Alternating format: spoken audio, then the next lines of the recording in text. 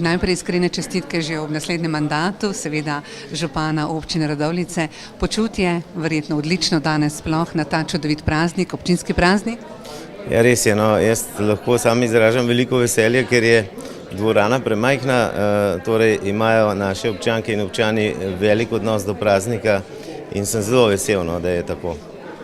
Da je res tako in seveda še podelitev plaket, to boste zagotovo vi tisti, ki boste danes podelili vsem najboljšim plakete za tisto ustvarjalno delo.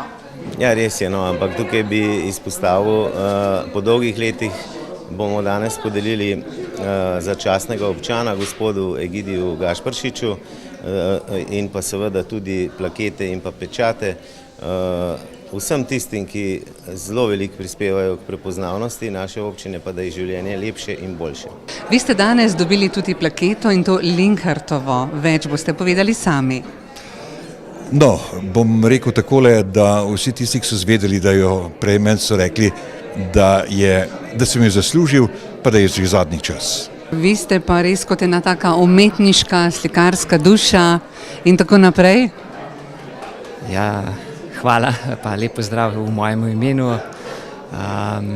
Ja, vesel sem nagrade in jo s častjo sprejemam.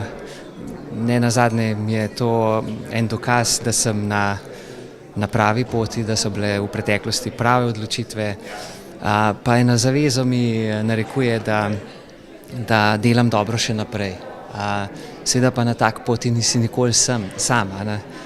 Tu se lahko zahvalim najprej seveda svoji družini, vsem zaposlenim, s katerim sodelujem, mentorjem, vodjem, kjer sem vedno znova dobil tisto podporo, ki je bila potrebna.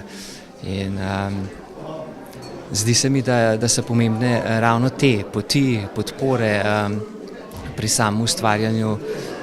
To je tisto, kar nas druži, in pred kratkim smo v Centru za usposabljanje delovarstvo začeli govoriti o eni zgodbi, o zgodbi o biserih, o ljubezni, kjer so pomembni mostovi, kjer gradimo, soustvarjamo, se povezujemo in to je tisto, kar nas pelje naprej.